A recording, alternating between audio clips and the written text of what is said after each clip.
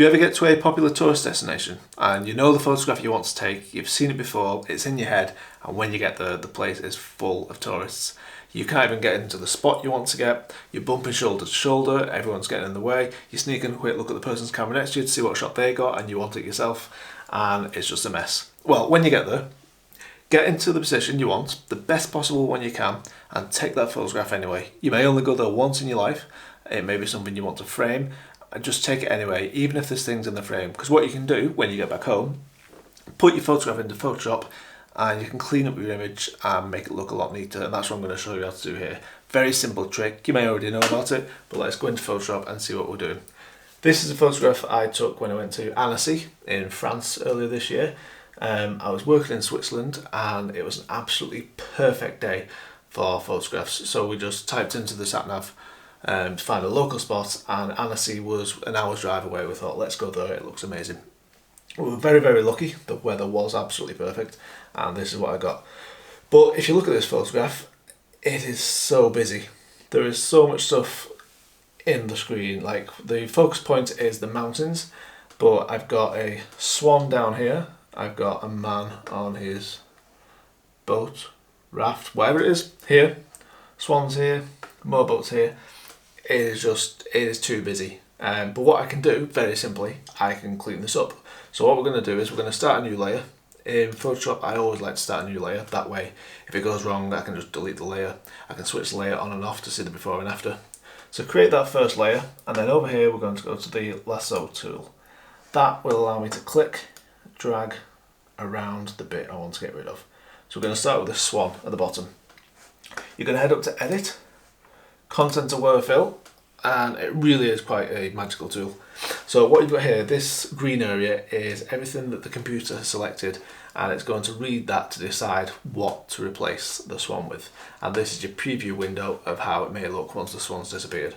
So that's looking quite good because there's just water around, so I'm going to go and click OK, and as simple as that, it's disappeared. Really, really good. Now, something else that I'm going to try and get rid of this man just here to the side.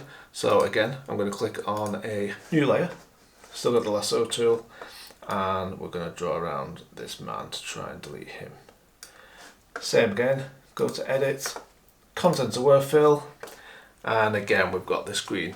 But if you look at this one, you've got some of the green is on the boats. Now we don't want the computer to read the boats, they're not important, so you can click and just like the eraser tool, you can erase it and it won't consider that.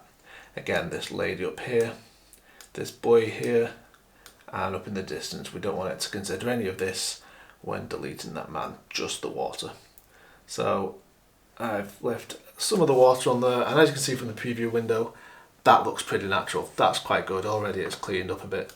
So okay, and there he's gone. Over here on my left, this isn't a big deal, but you can look at the image and you can look at all the little bits you really want to get rid of. To me, I want to see a bit of pavement here. This lady is one too many people over there.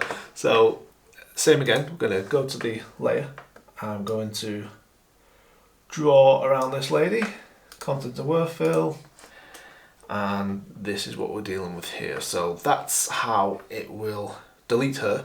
But as you can see, the shadow is still going to be there. So let's click OK and delete her. But there's the shadow. So I'm going to zoom right in, come over here, see what we're doing a bit better. And I'm going to create another layer, draw around just the shadow this time, which should be easy to get rid of because it's just a little black mark.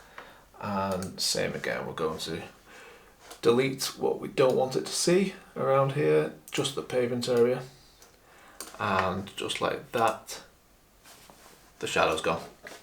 Zoom right out, you would never know she was there. I look so much better.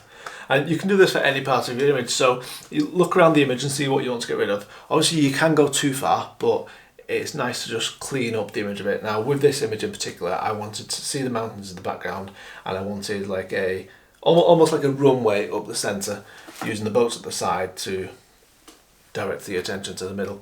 So this is the final image I did after I got rid of things, and as you can see, I got rid of some of the trees here at the side. I'll show you the before and after there.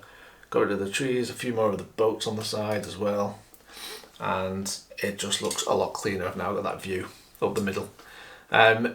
It does work well with water's great because there's so much texture in there.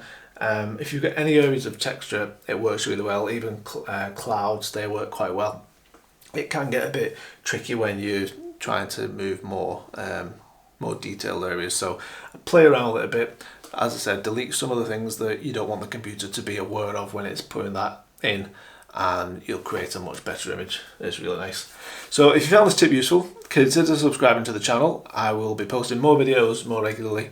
They're going to be every 2 weeks, photo tips, video tips, and just keep shooting, enjoy taking photographs, enjoy making videos, and always remember the best camera you've got is the one you've got with you. You can create with anything nowadays, even the phone in your pocket. See you again soon.